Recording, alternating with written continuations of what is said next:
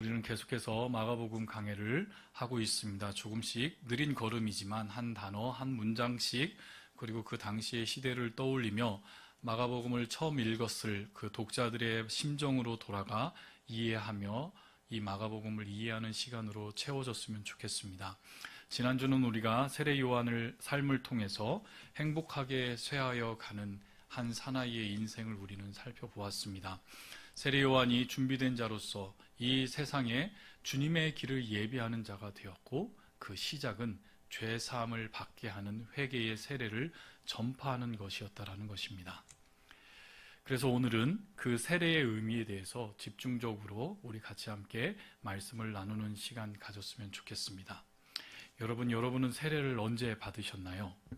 너무 오래돼서 기억이 나지 않나요? 처음 세례를 받았을 때의 여러분들 그때의 느낌과 감정이 어땠습니까?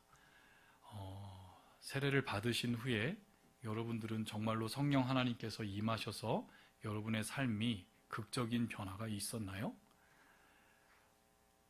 제가 한번 읽어드릴게요. 아마 다들 세례 받으셨을 때에 이런 질문을 받으셨을 겁니다. 그대는 하나님 앞에 죄인인 줄 알며 당연히 그 진노를 받을 만하고 그의 크신 자비하심에서 구원받을 것밖에 소망이 없는 자인 줄 믿습니까? 그럼 다 예, 그렇게 하셨죠. 그대는 주 예수 그리스도가 하나님의 아들 되심과 죄인의 구주 되신 줄을 믿으며 복음에 말한 바 같이 구원하실 일은 다만 예수뿐인 줄 알고 기쁨으로 영접하며 주님만 의지하기를 서약합니까?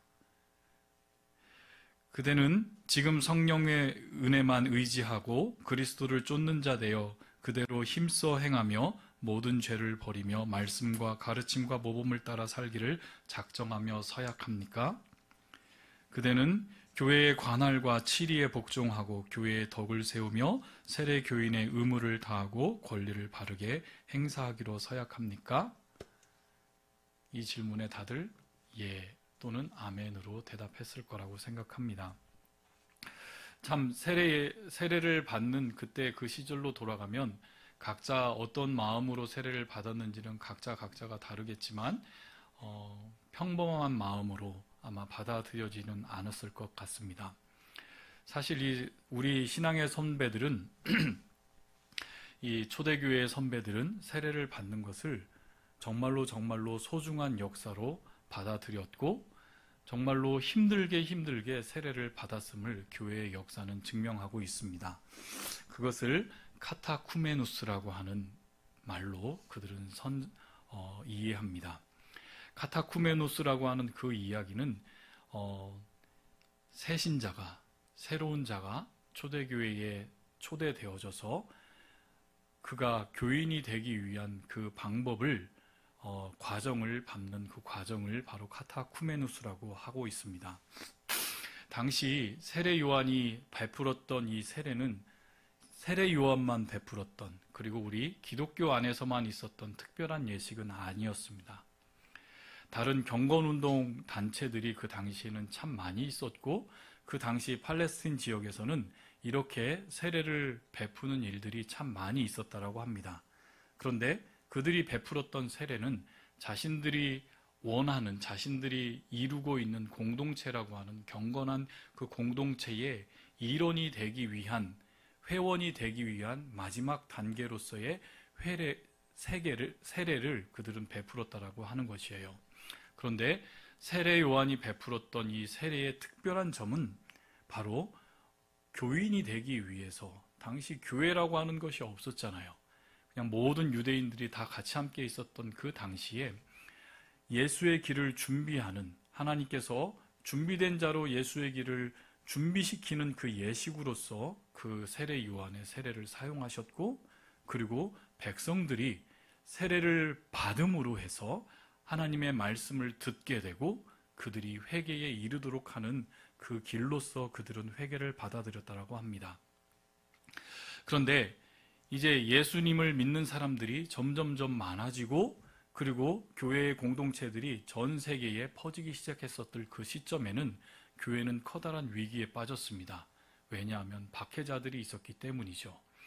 그래서 교회를 그리스도인이라 하는 자들을 색출해내려고 하는 그런 시도들이 있었으며 로마 황제의 명령 안에, 로마 군인 안에는 그 교회가 모여있는, 은밀하게 모여있는 그 교회를 그들은 박해하기 시작했다라는 것입니다. 그래서 그 교회를 색출해내기 위해서 간첩처럼 비슷하게 생긴 새신자들을 교회 안에 파송하기 시작했으며, 그것으로 인해서 은밀하게 모였던 교회의 위치는 발각이 되었고, 교회들은 많이 파괴가 되었고, 그로 인해서 끌려가 박해받는 성도들이 많아지던 그런 시점에서 초대교회 성도들은 새로운 성도를 받아들이는 일에 굉장히 신중을 기할 수밖에는 없었던 일이 그 당시의 시절이었습니다. 그래서 초대교회에 세대받는 과정을 한 사람이 내가 당신들과 함께 교인이 되고 세례교인이 되고 내가 당신들과 함께 신앙의 공동체로 들어가겠습니다라고 하는 그 일이 새신자가 있었을 때는 그 사람이 정말로 참된 교인임을 증명하는 과정으로서, 그리고 마지막 어디까지 이르게 되냐면 세례받고 첫 번째 성찬식을 하는 그 과정까지 이 사람이 그 과정을 이루게 하는 그 과정이 있었다라고 합니다. 바로 그 과정이 카타쿠메누스라고 하는 과정이었어요. 초대교회에서는 아무나 교인이 될 수 없었습니다. 아무나 예배의 자리에 올 수 없었고, 아무나 그 자리에서 주님의 성찬을 떼는 일이 없었습니다. 왜냐하면 교회를 지켜야 했기 때문도 있었지만, 무엇보다도 세례를 통해서 초대교회는 신앙의 순수성을 지키기 위해서 한 사람이 참된 신앙인이 되는 것, 그리고 그 사람이 주님의 몸된 교인으로 받아들여지는 그 모든 것들을 온 교인이 같이 함께 바라보고 그리고 지원해주고 지지하는 것이 온 성도들의 임무였기 때문입니다. 즉 세례라는 것은 단순히 내 개인의 신앙의 고백으로 이루어지는 것이 아니라 온 교회 성도들의 공증이 필요한 작업이었다라는 것이죠. 그래서 이 초대교회에서 한 사람이 내가 예수의 제자가 되기를 원합니다라고 하는 사람이 생겼어요. 지금 말로 뜻하면 새신자가 들어온 것이죠. 그러면 새신자가 들어왔으면 그것으로 끝나는 것이 아니라 초대교회에서는 짧게는 2년, 길게는 3년이란 과정에 준비 기간이 필요했다라는 것입니다. 새신자가 교회에 들어와서 그리스도인이 되겠다고 한 그 결단을 하는 순간 당신은 이제 카타쿠메누스로 받아들여집니다. 그리고 그 자에게는 후견인이 생깁니다. 그리고 이 새신자, 이 후보자가 이 정말로 그리스도인의 삶을 살 수 있도록 도우며 신앙과 삶을 감독하는 일을 했다라고 합니다. 이 단계에서 후견인이 되어주신 이 믿음의 선배는 이 자가 신앙으로 살아가는 것이 무엇인지, 참된 신앙인으로서의 삶이 무엇인지를 몸소 모범으로 보여주었고, 무엇보다도 정기적으로 성경을 가르치고 교리, 카테키즘이라고 하는데요, 교리를 가르치면서 그것을 배우고 익히는 시간이 필요했으며, 어느 정도 시간이 지나서 이 사람이 우리 예배 공동체 안에 들어올 만한 사람이 되었다 판단이 되면 이제 그 은밀한 예배의 장소를 공개하며 이 자와 함께 예배에 참여할 수 있도록 허락을 해주었다라고 합니다. 그럼 그 순간 이 자는 교인이 된 것이 아니라 여전히 카타쿠멘으로서 신앙을 배워가는 그런 자에 있었기 때문에 이 자는 성찬에 참여할 수는 없었다라고 합니다. 후견인의 도움으로 이 자가 정말로 참된 그리스도인의 모습을 보이면 이 후견인은 이 사람을 추천을 합니다. 이제 나와 같이 함께 충분한 교리 교육도 받고 삶의 교육도 받고 이 사람은 내가 참된 그리스도인으로서 내가 추천할 수 있습니다라고 하는 것을 교회에 보고하면 온 교회가 공동체가 이 새신자 카타쿠메누스의 삶과 그리고 진정성과 그리고 그가 얼마나 말씀으로 충만해져 있는지를 검증한 후에 그 자가 온 교회 앞에서 죄를 회개하고 용서를 구하며, 그렇게 됐을 때에 온 교회가 같이 함께 그 자의 진정한 믿음을 받아들여서 진정한 교인으로 받아들여주는 것, 그것이 초대교회의 세례식이었다라는 것입니다. 주로 이런 세례식은 부활주일에 집전이 되었고 물속에 완전히 담갔다가 올라오는 침례의 형태로 이루어졌으며 그것으로 인해서 죄 씻음과 그리스도와 연합으로 상징으로 세례를 받은 후에 드디어 그에게 첫 번째 성찬에 참여할 수 있는 영광스러운 시간이 그에게 부여됐다라고 하는 것입니다. 첫 번째 주님의 살과 피를 마신 후에 그는 진정한 교인이 될 수 있었던 것이 우리 초대교회에 세례를 주고 받는 바로 그 일정이 그렇게 힘들고 긴 일정이었다라는 것이죠.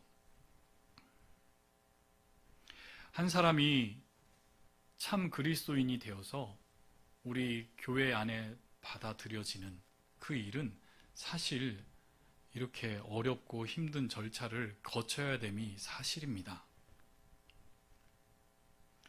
이것은 초대교회의 온전한 오래된 전통이었고 이 오래된 전통이 교회 안에 계속 있었는데 어느 순간 우리는 이 세례의 전통을 잃어버린 순간을 맞이합니다. 그래서 이런 전통이 우리 교회 안의 세례식에서는 있었으면 어떨까라고 하는 그런 목회적인 욕심을 가져봅니다.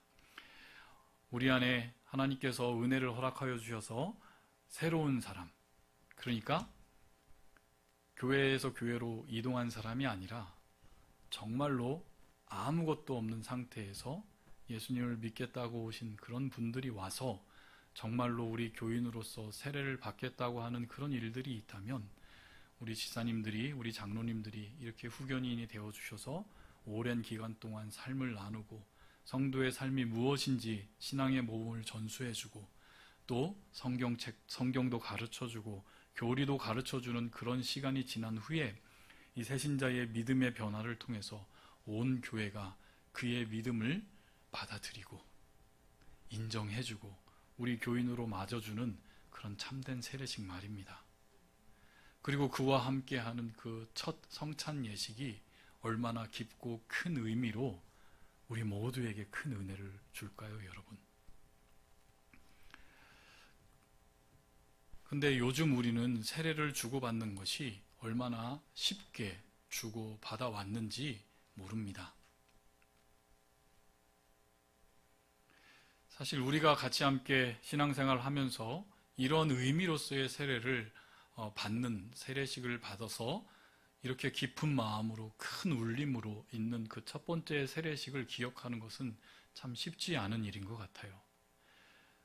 저도 마찬가지예요. 저는 어려서부터 유아 세례를 받았기 때문에 내 친구들이 받았던 그 뿌려짐의 세례는 받지는 못했고 단순히 저희 아버지 앞에서 한 일주일 정도 성경 공부 받으며 네 번 한 것으로 끝나버렸기 때문에 중학교 2학년 때인가 3학년 때인가 입교식 하면서 받았던 그 시절이 저에게는 아주 희미한 기억처럼 남겨집니다.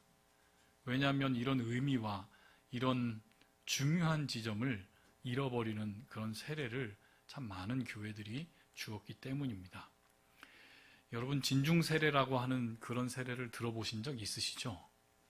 그것은 군에 입대한 신병들에게 목사님들이, 군선교를 하는 목사님들이 신교대에 입대한 그 많은 군인들에게 세례를 주는 행사입니다. 이게 마지막 그 신문을 찾아봤는데 2015년이 마지막 그 기록을 한 것 같아요. 2015년에는 15만 2,238명에게 그 군선교회에서 진중 세례식을 통해서 세례를 주었다고 아주 이렇게 자랑하는 기사를 읽었습니다. 참 대단한 일처럼 보이죠. 대한민국 군인이 총 60만 명인 것을 생각하면 4분의 1이나 세례를 주었다니 얼마나 대단한 일일까요? 그런데 군대를 경험했던 우리 장로님, 지사님들을 보시면 그 진중 세례가 얼마나 그냥 주고 마는 것으로 끝나는 것임을 우리는 다 알고 경험하고 있습니다. 단지 훈련병들에게 초코파이 몇 개와 잠시 휴식을 제공하는 것으로 세례를 바꾸는 듯한 그런 형식으로 이 세례의 의미를 바꿀 만한 의미가 있는지 참 지금도 많은 찬반 의견들이 있습니다. 그렇게 함으로써 한 명이라도 그때 받은 그 세례 때문에 교회에 오는 사람이 생겼다라고 말씀하시는 분들도 계시지만 여러분들 생각은 어떤가요? 제가 처음 목사 안수를 받았던 해에 그때 저에게 영광스러운 임무가 하나 주어졌는데 임무를 바로 목사 안수를 받은 그 주간에 우리 선배 목사님이 저에게 세례 교육을 자기 대신해서 하라고 부탁을 받았습니다. 규모가 꽤 큰 교회였습니다. 그래서 한 4-5반이 유지가 되었고 각 반에는 10명씩이나 되는 사람들이 세례를 받고자 왔었고, 그리고 그 세례 교육은 교리문답집으로 공부를 진행하였는데 총 5주 동안 매주 수요일, 그것도 수요 예배 마친 후에 진행하였습니다. 왜냐하면 그 5주 동안에는 세례 교육을 받는 사람들은 최소한 주일 예배와 수요 예배를 모두 참석해야만 하는 것이 조건이었기 때문에 어찌됐든 주일 예배와 수요 예배, 주일 예배는 이제 제가 체크하고요, 수요 예배 때는 교육을 받아야 하기 때문에 또 체크가 됩니다. 그래서 그 2번을 꼭 참석을 하고, 그리고 온 그 교육을 받아야만이 이제 세례를 받을 수 있는, 세례 문답식을 할 수 있는 그 기회가 생기기 때문에 사람들이 같이 함께 세례 교육을 받는 그런 시간을 가졌습니다. 그리고 새벽 기도와 그리고 금요 철야에도 가급적이면 빠지지 않고 이 5주만큼은 꼬박꼬박 참석하기를 하는 조건도 있었습니다. 그래서 안수받지 않은, 목사 안수를 받은 그 따끈따끈한 그 열정으로 진심으로 제가 받아왔던 그 신앙의 교육, 세례의 교육을 정말로 이 새신자들에게 전해주고 싶었고 알게 해주고 싶었습니다. 다른 베테랑 목사님들은 한 30분이면 끝내는 것을 우리 반은 1시간씩 열심히 가르쳤던 것 같아요. 그리고 여기 이제 몇 주 지난 후에 이 사람들과 같이 함께 알게 되었을 때에 사람들과 같이 함께 세례를 받게 되는 그 동기를 서로 나누는 시간을 가졌습니다. 그러자 다들 이렇게 그럴듯하게 다들 본인의 이제 믿음 고백과 신앙 고백을 하면서 세례 고백을 하는데 한 청년이 머뭇 하는 거예요. 그래서 제가 조심스럽게 물어봤죠. 무슨 일이냐고. 그러니까 이 청년이 저에게 이런 대답을 합니다. 자기는 목사님이 지금 이렇게 열정적으로 설명을 해주는 것을 받아들이는 것은 여전히 어렵다라는 것이에요. 솔직히 믿기 힘들다라는 그런 솔직한 고백을 하는 것이에요. 그러더니 더 솔직하게 이야기를 하면서 자신은 결혼해야 될 자매가 지금 이 교회를 다니는데 그 자매의 부모님이 결혼의 조건으로 세례를 받기를 원해서 이 세례를 받아야만이 나는 결혼할 수 있습니다라고 솔직한 고백을 저에게 했었다라는 것이에요. 그 고백을 마치고 또 기도를 마치고 모임을 정리하면서 저는 그 청년을 개인적으로 만났습니다. 그리고 제 솔직한 마음을 알려주었어요. 형제님, 세례는 그렇게 받는 건 아닌 것 같습니다. 아니, 그렇게 받는 건 아닙니다. 제가 자매의 부모님을 만나서 잘 이야기를 할 테니 그런 마음으로 세례를 받는 것이라면 세례 받지 않는 게 좋을 것 같습니다. 라고 하는 말을 전했습니다. 그리고 그 청년은 그 뒤로 세례 교육에 오지 않았습니다. 그리고 저는 선배 목사님에게 아주 크게 혼났습니다. 그렇게 직설적으로 대화하기보다는 조금 더 돌려서 은혜롭게 대화할 수 없었느냐 하면서 사역함에 대한 진지한 충고를 받았던 기억이 생각이 납니다. 그럼에도 불구하고 저는 제가 사역하는 우리 교회에서 세례를 그런 목적으로 받는다라고 하면 저는 제 신앙의 양심상 줄 수는 없을 것 같습니다.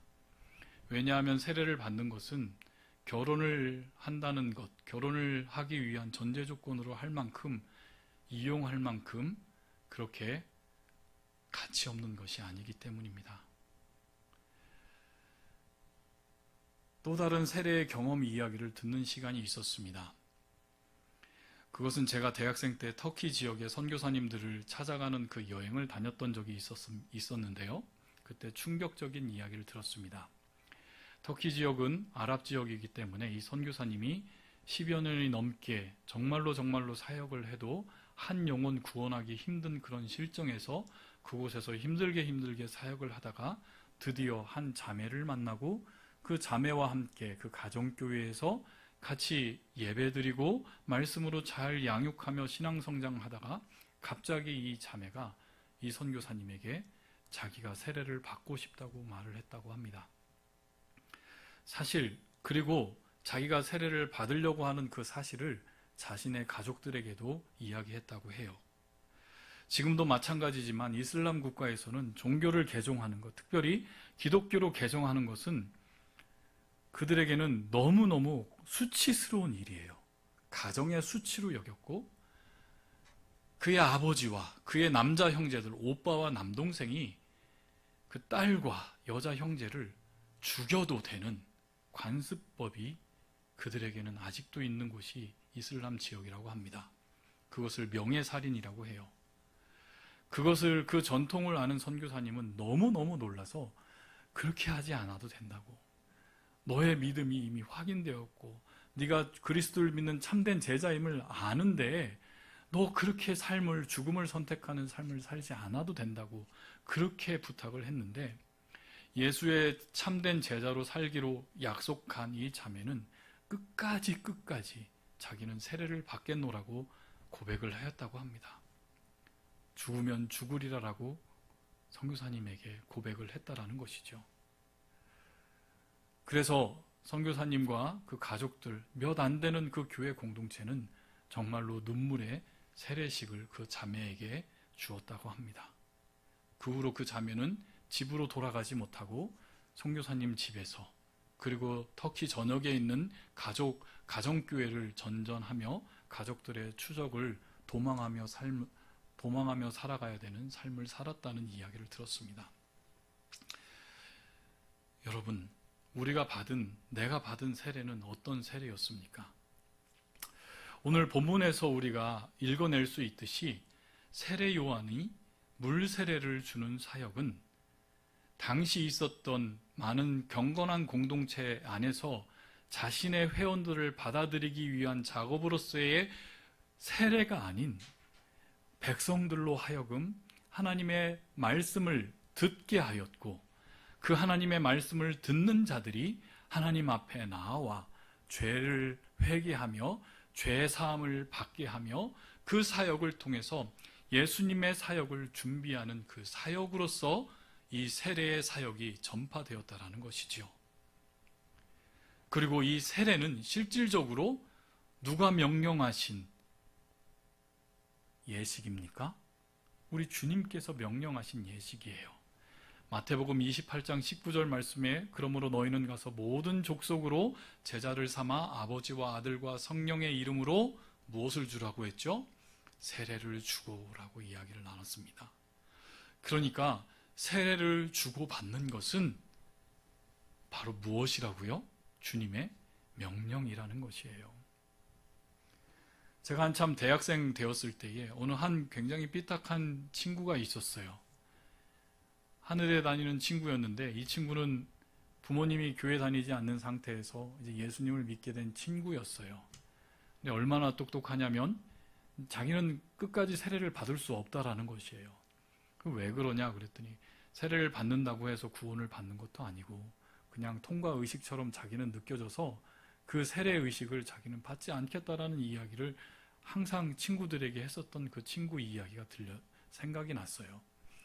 그때 당시에 세례를 주고받는 것이 너무 가볍게 여겨졌던 그것을 꼬집었던 그 친구의 말도 이해가 되지만 그런데 참된 그리스도인이라면 우리 주님께서 명령하셨던 그 명령에 순종하는 것이 당연한 것 아니겠습니까? 그래서 세례를 받는다라는 것은 주님께서 세례를 주고받으라고 하셨던 그 명령에 순종하는 의미로서의 즉 주님의 명령에 순종하는 자가 되어서 세례를 받는다라는 것에 의미가 있다라는 것입니다. 단순히 교인이 되기 위한 통과 의례로서 의식을 취하는 것이 아니라는 사실이죠. 그런 의미에서 우리는 세례를 받았습니다. 아멘. 주님의 말씀에 순종함으로써 우리는 사역을 받은 거예요. 세례를 받은 거예요. 그런데 그만큼 세례를 주는 사역은 이렇게 쉽게 생각해야 될 사역이 아닌데 우리는 그 세례를 주고받음을 너무 쉽게 여겨서 아까 위에서 이야기했던 것처럼 진중 세례, 심지어는 정말로 제가 군 생활했을 때는 너무너무 많은 사람, 너무 많은 군인들이 한 자리에 와서 거기에 세례를 주러 간 목사님들이 일일이 세례를 베풀 만큼 그게 시간이 안 되니까 어떻게까지 한 줄 아세요? 물호수를 뿌리면서 세례를 주고받았다는 이야기를 들을 만큼 참 교회들이 세례에 대한 고민 없이 많은 세례를 주고받았던 그런 느낌을 받게 됩니다. 여러분들이 받았던 그 세례도 한번 여러분들 생각해보고 떠올려 보세요. 정말로 세례를 받았을 때의 그 마음 자세와 마음가짐과 또 목사님께서 나의 마리에 안수하며 물을 뿌리며 안수하며 성령으로 예수 그리스도의 이름으로 너에게 아버지와 아들과 성령의 이름으로 세례를 준다라고 했을 때에 나에게는 어떤 변화가 있었냐고요. 사실 교회는 세례를 주고 받음으로써 세례를 받았기 때문에 그것이 구원을 받았다라고 하는 구원의 방편으로 우리는 받아들입니까? 받아들이지 않습니까? 우리는 받아들이지 않아요. 구원은 오직 믿음으로 받아들이는 거예요.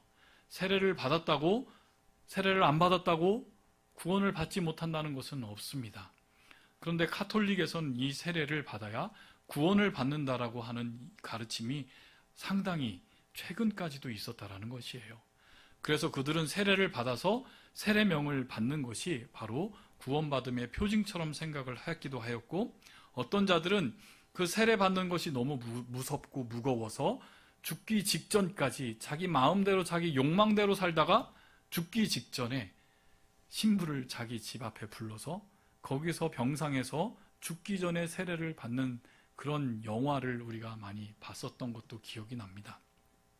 뿐만 아니라 세례를 받지 못하고 죽은 가족들을 위해서 사후에 세례를 주는 것도 했다고 합니다. 그러나 우리는 세례를 그렇게 여기지 않습니다.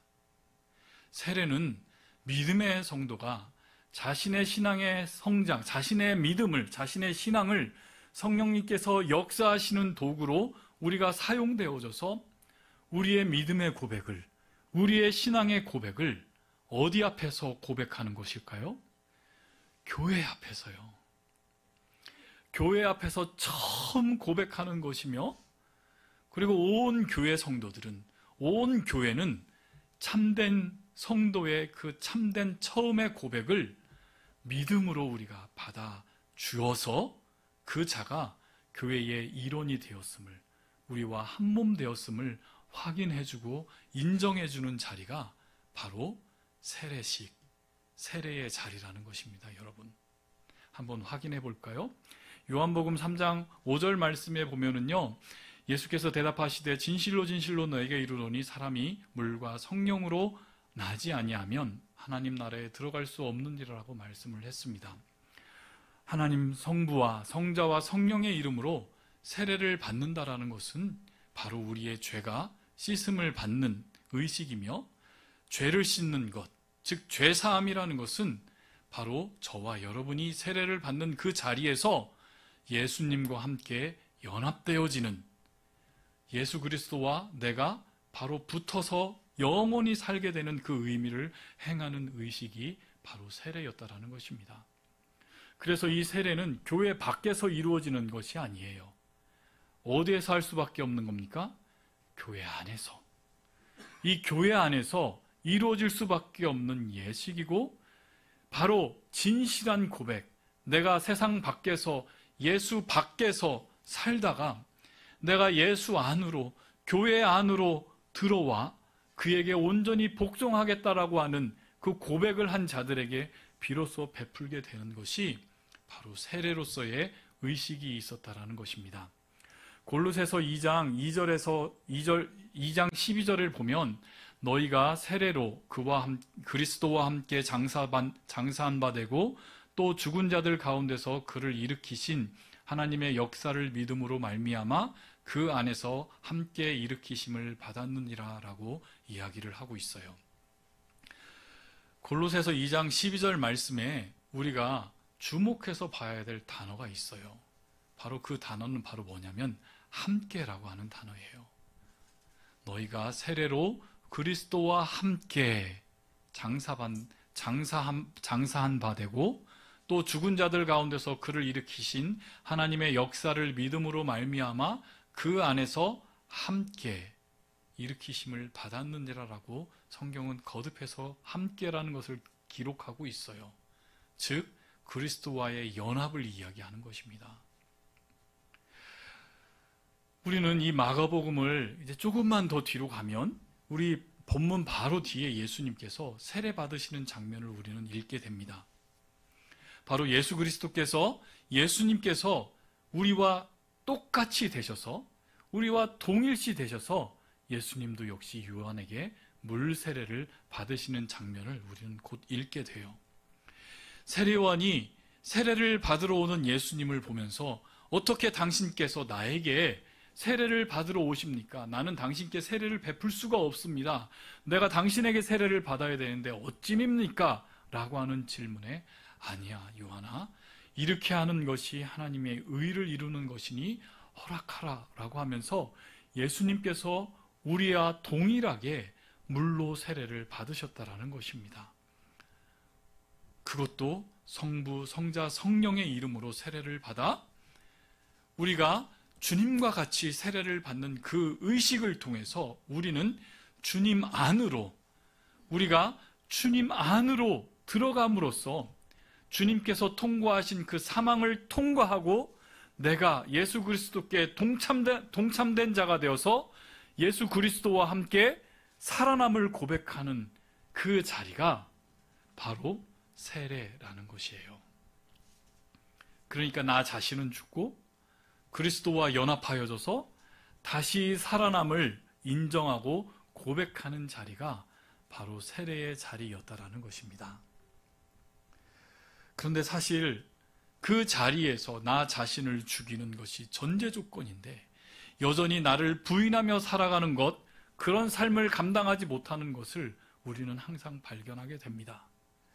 어쩌면은 그 세례의 자리까지 오게 되는 모든 성도들에게 세례를 가르쳐야 되는 선배들은, 세례를 분명히 이끌어야 될 선배된 자들은 자신이 부인되어지고 자신이 죽어져야 되는 그 삶의 현장들을 온전히 세례받는 자들에게 가르치고 보여주고 자신이 죽어짐을 고백되어지는 그 시간이 되어져야만 했는데, 어쩌면 우리가 주고받는 그 세례 안에서는 그 힘든 과정을 우리는 생략한 채 마치 한 교인을 받아들이는 그 의식처럼 세례를 주고받았는지 모릅니다.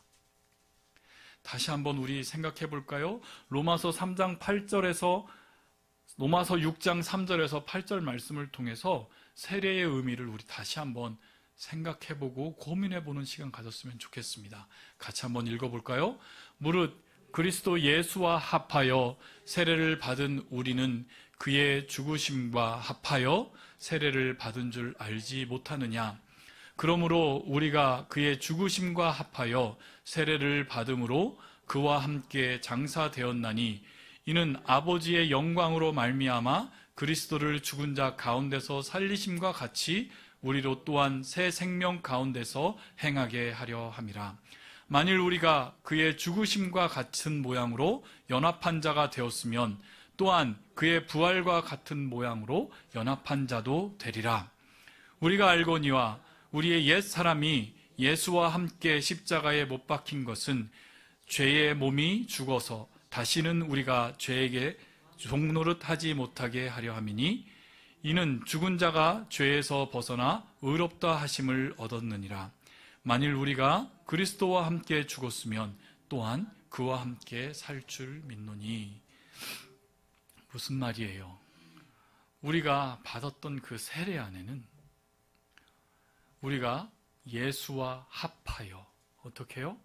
예수와 연합한 자가 되어서 기꺼이 그가 죽으신 그 자리에 동참되어짐을 의미하였고, 그의 죽으심에 우리가 동참되어졌을 때에 우리는 어떻게 된다는 사실을 믿게 된다는 것이에요. 다시 부활할 수 있다라는 것.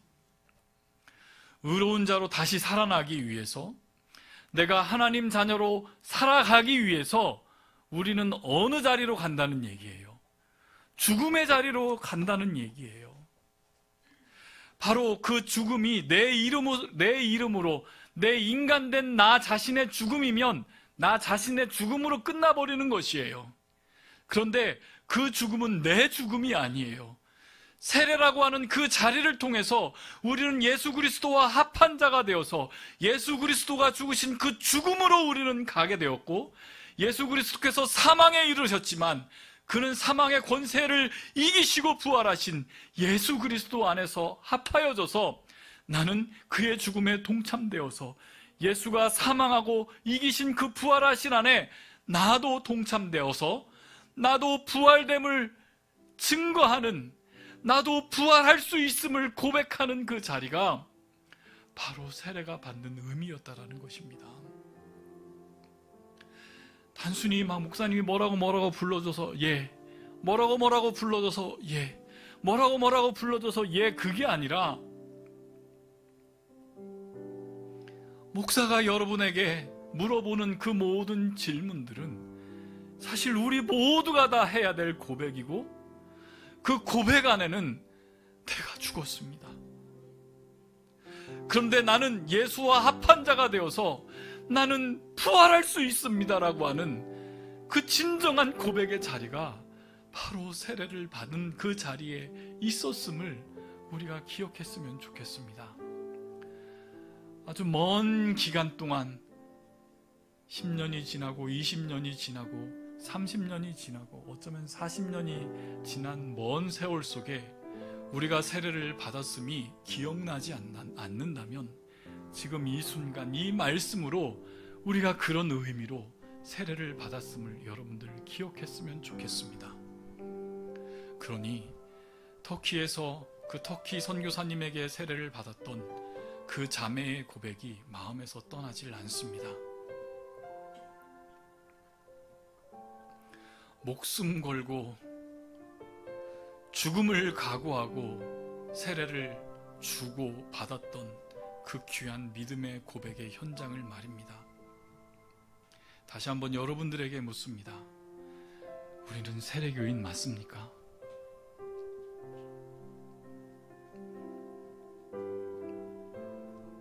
이러한 의미로 우리는 정말로 진정한 세례교인이 되는 이 다짐의 시간이 됐으면 좋겠습니다.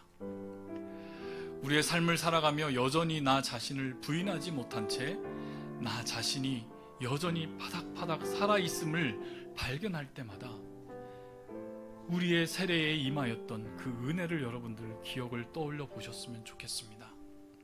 세례를 받기 전에 다짐했었던 그 다짐들, 그리고 그 교육들, 교회의 일원으로 우리가 인정받고 받아들였던 그 벅참을 기억하는 이 시간 됐으면 좋겠습니다. 사랑하는 성도 여러분, 우리는 그리스도 안에서 다 죽은 자들 되었습니다. 그 예수 안에서 살아가며, 그렇지만 부활하신 그 예수 그리스도와 함께 죽음에서 생명으로 옮겨진 것을 믿는 자들이 된 자들이 바로 우리들이라는 것입니다. 우리의 삶 속에서 바로 우리의 삶이 우리가 세례를 통해서 고백했던 그 참된 고백, 오직 예수 그리스도 안에서 예수와 함께 나는 살아가기를 원했고, 예수 그리스도 안에서 나의 삶이 시작되었고, 오직 예수 그리스도와 함께 나는 이 땅에서의 삶을 살아가고 있으며, 오직 예수의 이름으로 마무리되는 이 거룩한 예배의 자리에서 우리의 삶이 증거되는 이 시간 되기를 주님의 이름으로 축원합니다. 우리 같이 함께 기도하겠습니다. 우리 말씀을 생각하며 기도하는 시간 가졌으면 좋겠습니다. 하나님, 내가 세례받은 지 너무 오래되어서 하나님, 내가 이런 의미로서 세례를 받아들였진 기억하지 못했으면 하나님 용서하여 주시옵시고, 주님 아버지 하나님께서 주신 이 참된 세례의 이 행사를 하나님 우리들에게 다시 한번 회복시켜 주시옵시고, 우리가 주님의 몸된 교회로서 받아들여진 우리 모든 세대 교인으로서 주님과 함께 연합하며 살아가는 놀라운 은혜를 하나님 우리에게 임하여 주시옵소서. 우리 같이 함께 기도하는 시간 갖도록 하겠습니다.